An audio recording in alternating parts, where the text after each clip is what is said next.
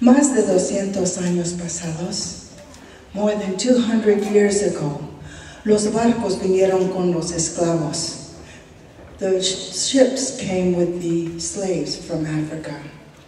The ships did not just come to North America, they came to Central and South America too. And nobody knows where she came from, but people of Mexico know that when you take Mexican Indian blood and you mix it with the African American blood, the offspring is called a mulata if it's a female, a mulatto if it's a male. And the people called her mulata, the enchantress of Cordova. Cordova was as it was known in those days, but in today's time it's Veracruz. Like I said, nobody knew where she came from. Her hair was black and wavy, and her skin was that of piel de canela, skin like cinnamon. She was so beautiful. They said she had powerful ways. They said if a doctor needed a patient, he would go and consult with mulata, and soon the doctor had patients. If an attorney needed clients, he would go and consult with mulata, and soon he had clients. If a general needed an army, he would consult with mulata, and soon he had an army. If a pretty young thing needed a boyfriend, she would go and consult with mulata, and soon she had a boyfriend. Her ways were very powerful, people said. And she would console people. She had a kind heart.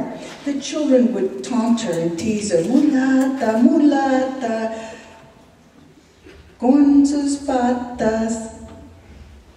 Mulata, mulata, with feet like an animal. She was beautiful though, and people would start gossiping con el chisme, ya ven. With the gossip, they said that she lived in a house and that you would pass by her house at night, a little cottage it was, that you could see the amber lights glowing from beneath the door. And through the plank front doors, the planks, you could see the amber light shining through. They say mulata was a friend of the evildoers. And the gossip spread through the town. And it doesn't take long for gossip to spread. Sometimes it spreads faster than wildfires. And soon the gossip hit La Capital de Mexico, to the capital of Mexico. And the authorities over there sent soldiers to come to where mulata lived and to take her, for they were going to try her for sorcery. And the soldiers came, and mulata did not resist, and she went with them. And they had a court, and she was tried and convicted of sorcery. And she was to be executed at sunset. When she was alone in her little Dobie whitewashed cell, it was chilly, and they didn't have furnaces, so they had little campfires. She had one that had burned out. And she was there on that day that she was to be executed, and she took a piece of charcoal and she drew the hull of a ship on that white wall. And then, that morning, she heard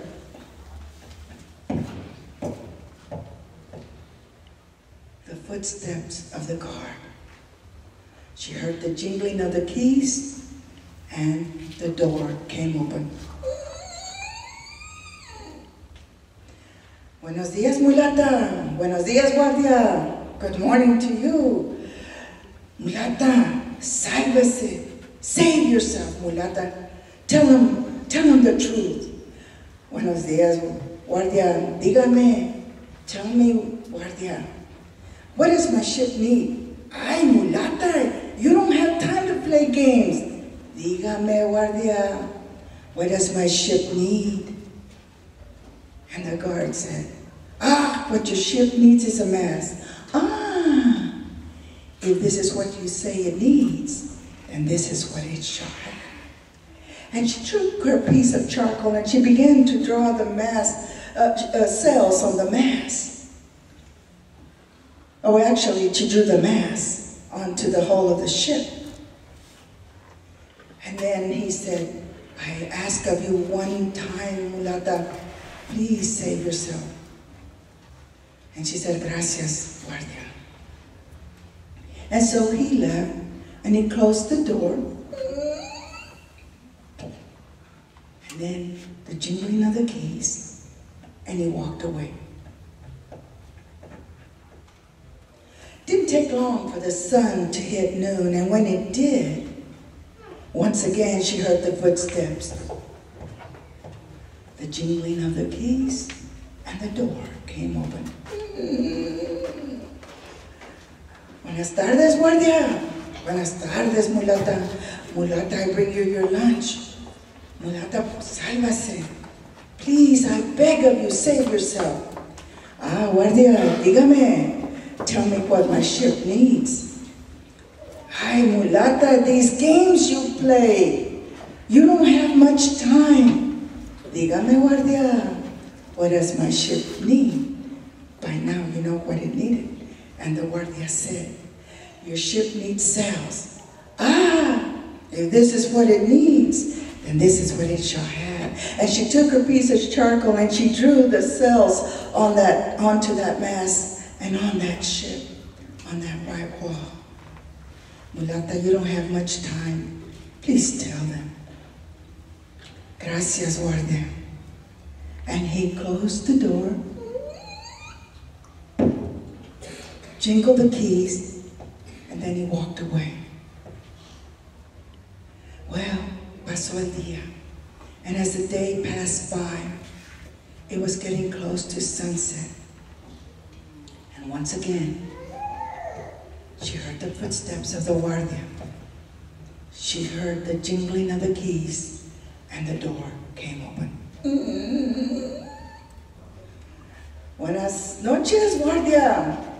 Dígame, what does my ship need? Ay, mulata, I bring you to your last supper. Save yourself, mulata, save yourself. Tell them the truth, for the truth will set you free. Dígame, guardia, what does my ship need? Por favor, dígame. And he said, mulata, what your ship needs is wind. Guardia, if this is what you say it needs, then this is what it shall have. And the wind began to blow right there in that jail cell, slowly at first, and it got faster and faster and faster. And as it did, mulata grew smaller and smaller and smaller until she was small enough to jump on the ship. And when she did, the ship began to move across that white adobe wall out the corner, and she was never seen or heard of again. They say in that part of Mexico that mulata never really went away. They say if you pass by her house, you see the amber lights glowing beneath the door and in between the blanks of the door. They say that sometimes you might see mulata flying in the night with her green eyes glowing and the white of her eyes aglow as well, and her ruby red lips. They said that it is mulata who went to be with the evildoers. Y otros dicen, no, it is not mulata, it is just your imagination. And others say, no, es mulata. Y dicen, they say, if you ever get caught in a situation that you can't get out of, perhaps you should draw a ship on the wall, as did Mulata, the enchantress of Córdoba.